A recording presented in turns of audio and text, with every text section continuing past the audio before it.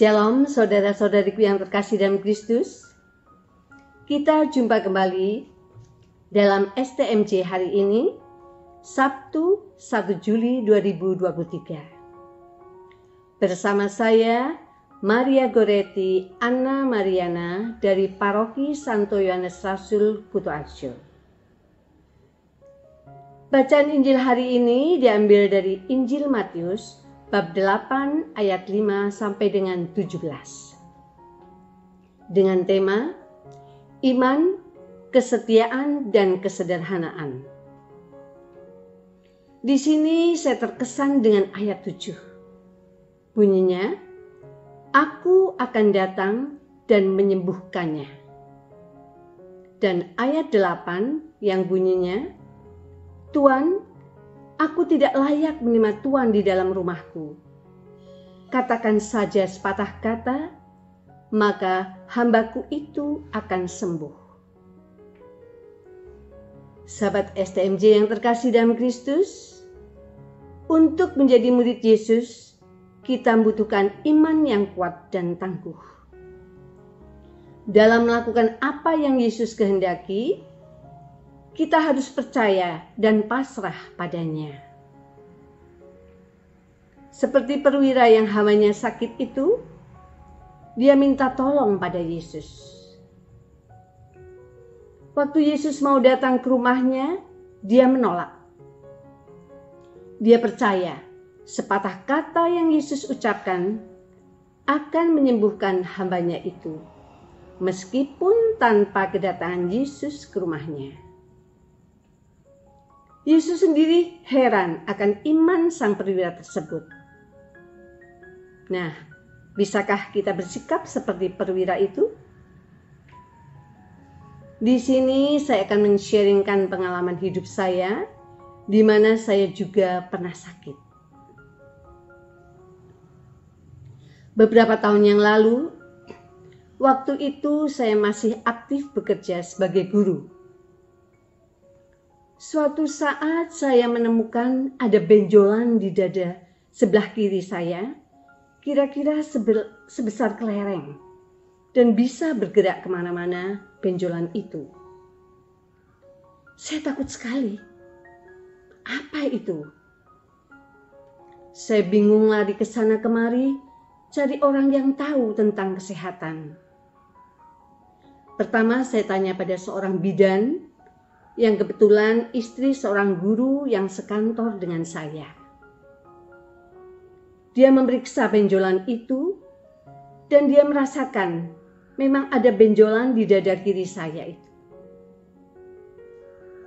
Belum puas dengan itu, saya terus lari kepada 2 orang suster biarawati yang kebetulan bekerja di rumah sakit.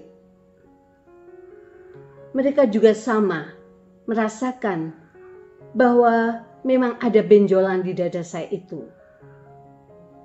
Tentu saja, langsung mereka menyarankan saya untuk ke dokter ahli bedah untuk konsultasi. Saya menuruti nasihat kedua suster itu dan ke dokter bedah untuk konsultasi. Beliau mengatakan harus operasi. Saya takut sekali mendengar kata operasi. Saya memberitahu kedua anak saya bahwa saya harus operasi. Anak laki-laki saya berada di Karawang. Dia setuju untuk operasi dan siap untuk datang menemani kalau tiba saat untuk operasi. Tetapi saya tetap percaya Tuhan akan memberi saya yang terbaik. Ada seorang teman yang menganjurkan saya untuk minum obat herbal. Waktu tahu bahwa saya dinyatakan harus operasi. Dia mengatakan, tunggu 1 bulan lagi, minumlah obat ini selama 1 bulan. Kalau nggak kempes, bisa langsung operasi. Saya menyetujui dengan penuh harapan dan percaya bahwa benjolan itu bisa kempes. Saya mulai minum obat dari temanku itu dengan penuh keyakinan bahwa saya pasti sembuh. Saya yakin Tuhan memberi jalan keluar ini untuk saya. Saya tidak ke rumah sakit untuk daftar operasi lagi. Saya minum obat dengan setia. Dan Bapak Ibu sahabat STMJ yang terkasih, apa yang terjadi? Obat sudah habis saya minum dan saya raba lagi benjolan itu. Puji Tuhan, benjolan itu sudah hilang dan saya tidak merasa kesakitan lagi. Itulah karya keselamatan dari Allah dengan perantaraan teman saya.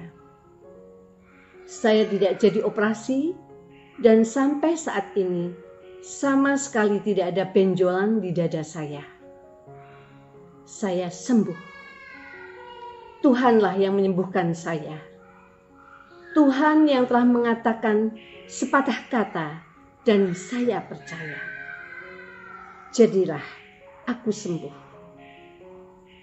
Mukjizat itu nyata.